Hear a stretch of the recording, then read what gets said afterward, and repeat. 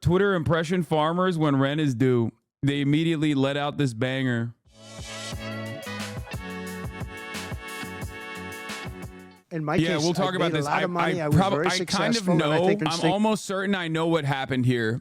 Like, I'm almost certain because I'm talking to the DNC. Like, I'm talking to the marketing agency that's like doing DNC operations as well. And I'm almost certain I know exactly what happened there. I don't think it was a staffer. First and foremost, let's get this out of the way. Okay. So as you guys know, Cenat came out and was like, oh, someone from the Kamala campaign reached out and, the Secret Service is calling me, whatever. Obviously, there's a little bit of embellishment there. He is an artiste at the end of the day.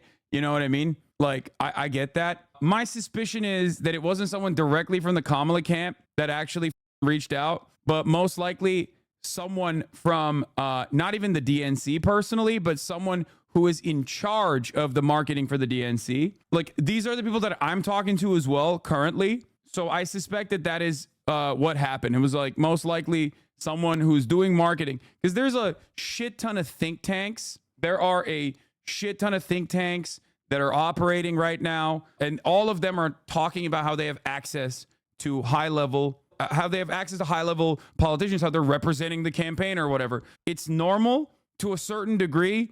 They do have that power. So I suspect that someone that is working for a marketing agency or someone that is working, I don't know the full details. I don't know, but I totally understand why Kai would assume that it was like directly someone on the Kamala camp that was reaching out. But the story started with streaming superstar Cenat is pissed he's getting calls from the Secret Service because Kamala Harris campaign wants to collaborate with him. But we're told this is far from the truth. Kai went live with an angry rant about politics and Secret Service nosing into his world. But no one from the Harris for President camp has been in touch with Kai or his stream. A source with knowledge tells the situation to TMZ. So the thing is, it's probably not Kamala Harris's election committee, like election campaign, like Kamala Harris's campaign that directly reached out. It's most likely a third-party marketing agency that handles influencer and talent relations for the DNC that reached out. And they do have the capacity to like put influencers in front of Kamala Harris, so they're not like lying either. So no one is actually lying in this circumstance. I don't think Cenat is lying in this circumstance at all.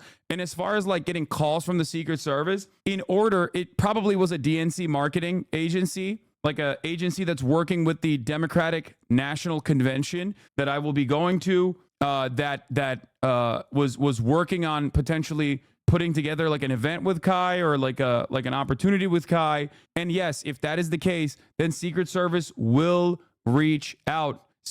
You have to get Secret Service clearance in order to be able to do this thing. You cannot talk to a vice president or even someone running for president without Secret Service clearance. So even if Kamala Harris's camp did not know that this was in the works, it doesn't matter. Secret Service clearances have to be made ahead of time. So I don't think he's lying about that either. I know this because I had to go through it. I know. Okay. You literally cannot be around someone running for president or someone who is a former president or someone who's currently the vice president without Secret Service clearance. It's just not a thing you can do. You can't do that. Okay. Kai's live stream went viral after claiming he received 5 calls from the Secret Service, and he says that a strange female friend has been texting him again with the Harris campaign, but Kai makes it crystal clear he does not care about getting involved in politics. As for why the Secret Service will be contacting him, we're told Kai's team has been in contact with a third-party organization with informal ties to the DNC's convention team. There you go. I told you. That is what's probably going on. It's probably a marketing agency that is working with the DNC that wanted to put Kai in front of Kamala Harris. They do have the capacity to do so, but in order for that to even happen, they still have to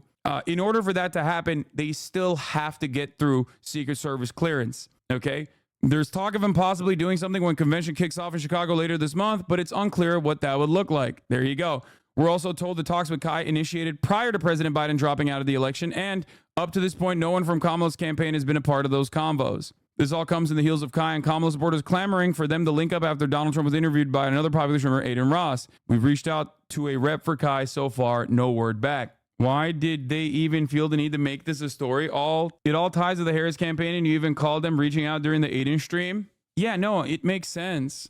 Are you planning on lining up some interviews while you're at the DNC? Yes, I had a conversation with the DNC this morning. And that is what we were talking about. I'm trying to explain to them. It's a weird situation because I don't think like these people understand. Like it's not like TwitchCon, you know what I mean? Where every single person you talk to at DreamCon or every single person you talk to at TwitchCon understands who I am, what my background is, and also how to live stream. But when you're talking to a marketing agency that is like in charge of the DNC, they don't know, they don't understand how any of this shit works. So there's like influencer credentials, which I have, and then there's press credentials, right? So I'm in between. I do both. So I'm trying to figure out a way in which like I can get both and also explain to them that I would like to live stream the entire process. And I don't think they understand that. So we'll see. I do have a table. Shouts out the Drop Site News. Shouts out the Ryan Grimm. He already said you can use our press table. So I will most likely be setting up shop there. And we'll figure it out once we set up shop inside of the DNC as well. You aren't a Democrat. Why are you going to just be antagonistic? I don't know if you know this, but I am a political commentator. Fox News will be at the DNC, okay? And they are infinitely more antagonistic to the Democratic Party than I am. So it is in my purview and my job to go and cover events like this directly. A lot of people also chirp at me for never leaving my streaming room to go do stuff. And the one time I'm going to leave my streaming room to go do stuff directly where it's happening, and motherfuckers are like, wait a minute, why are you going there? Anyway, you're not antagonistic at all lately anyways. You live the fuck up. Yes, that's right. That's right. Exactly. Yeah, I wanted to go to the RNC as well. I just couldn't get the credentials in time. Also, they kind of gave me a fuck off a little bit. Why didn't you go to the RNC then? I wanted to. I tried. What do you mean? Y'all crazy. But yeah, I've never been to Chi-Town before either. If you go to Chicago, don't put ketchup on your hot dog. They crucified me 2 years ago. Are you considering having any of the uncommitted leadership on stream as well? Sure. So we got all that lined up. We're working on it. I'm hopeful. I'm excited. We'll see what happens. Bro, what? You dumbasses. You streamed the Olympics in the Discord and you lost streaming privileges? Oh my lord, dude. Y'all are so dumb. I mean, seriously. Good job, guys. Good job. Someone in Hascord, and now we're in hot water with the Olympics. I know, man. Shut the fuck up. I know. Discord literally, you guys don't deserve anything. You deserve less. Okay. You in the Hascord, you deserve less. Okay. Yeah. Good. Good. I'm glad you can't have live streaming privileges in the Discord server. Okay. That's it. Like, what are you doing? The IOC is literally one of the most litigious institutions on the planet. What are you doing? So dumb. Yeah. What about anime night? Yeah. Get anime night. You can't do any of that. Like, you streamed the Olympics? What the fuck are you doing? This is also yet another example that I have no control over the Discord. It's for you, by you. Probably a bad idea in general, but, you know, you're nuts for thinking that you can live stream the Olympics. Get for you, by you. This is where it went wrong. It's true. They copyrighted our 1 second clip of the Olympics, the pod instantly. I had to cut it. Yeah, y'all are crazy. We had to take down our Iman Khalif video. They literally are like that. For 1 microsecond of a video, the Olympics will come down and come down hard and will destroy you. Bussy Angel, I will ether you. Okay? You really want me to shut down Hascord? Look at this. Everyone retweet. Yeah, you think it's funny? I will ether you. I will destroy the Hascord. My hand is on the button.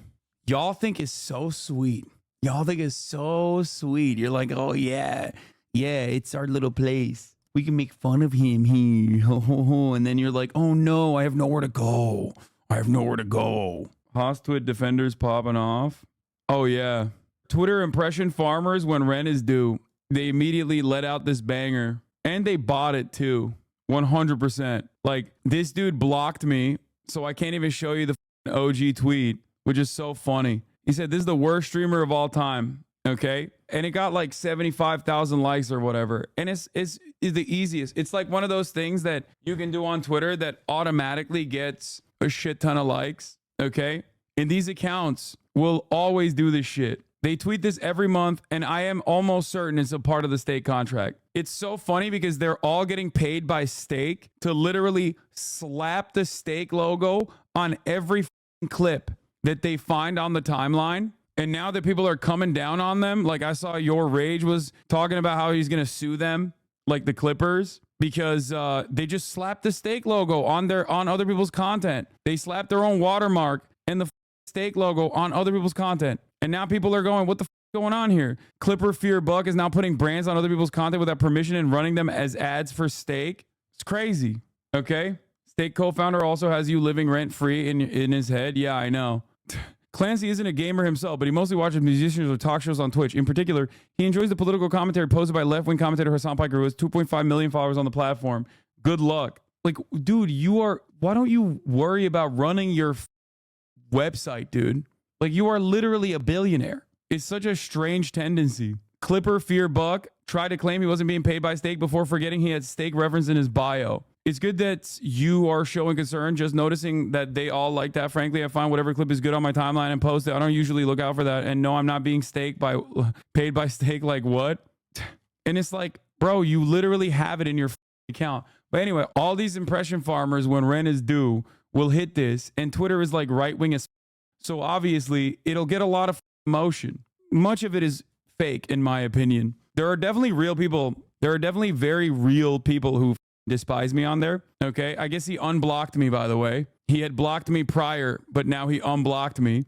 What is strange in this circumstance, was that perhaps the strangest thing of all, is that there's 45,000 people in here. This is one of the most watched. No, this is not one of the. This is currently the most watched live stream on this platform. Like, what are you talking about? It doesn't matter what the truth is. They just go, oh, you've fallen off. They're not hallucinating. They're maliciously lying about you to farm engagement. I know, but it's like it's one of those things that is such a stupid lie to say that you can just like very easily dispute it by just looking at the numbers. Yeah, they literally post a Hasan bad tweet every few months and people fall for the bait every time. Literally just farming engagement, no principles. I know. That's the best way to deal with this shit is just you keep your head down and you do your thing. Like, the reason why I suspect they started slapping the steak sticker on shit, I think is because Elon is no longer giving them any revenue whatsoever for this like bullshit ass impression farming. But I do find it unconscionable that people go, oh, dude, this guy's the worst streamer of all time. And then like 3 posts later, they're like glazing Aiden Ross. Okay. Like, what are you talking about, dude? Glazing kick streamers. It's insane. They're probably going to clip this and say you're crying about something out of context. Who cares?